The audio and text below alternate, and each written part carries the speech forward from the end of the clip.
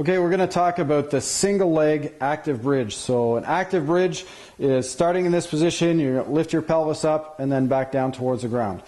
Now there's a couple of really important things. We start from the ground up like we always do. When we're doing bridge, whether it's active or non-active, I don't want you to lift yourself up and have you feel like you're being pushed this way. One of the first things we do is you're going to set your legs out.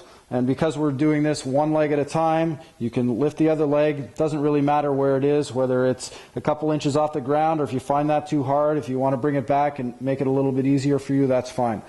You can lift this toe up and you're going to dig the heel into the ground, and what you should feel is a little bit of a shift pulling yourself this way. Okay, you see that movement there where she shifts and pulls herself this way. This already, your hamstrings are active. And now the trick is, now you progress to one leg, is to lift yourself up off the ground without ever feeling like you're driving yourself this way. So that's the basic movement. We'll go into a little bit more detail in a second.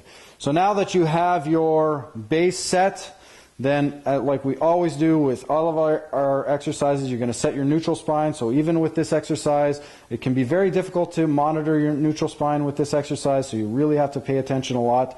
So you arch your back as much as you can, so lifting it up off the ground in this case, and then back it off until you don't feel any compression anymore. You're going to set your TVA, so breathe in, push your stomach out, breathe out, pull your stomach in, and really make sure you're braced on the side so you can't push in here, okay? Then you get this leg up off the ground. Now, as you're going to pull as if you're going this way, you're going to lift yourself up. One of the first things that's going to happen if you've never done this exercise is your pelvis, for the side of the leg that's in the air, your pelvis is going to want to turn and face that way. So switch legs so they can see that.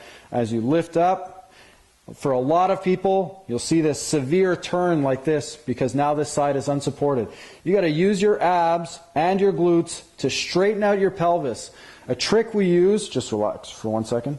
A trick we use here is you can take a broom handle or something like that and you can set it across so that the broom handle is actually touching the front of your pelvis on both sides. Because for some people they have a hard time telling if their pelvises are turned. When you lift yourself up, if your pelvis is turned, you'll notice that the stick is dropped on one side. So you lift yourself up.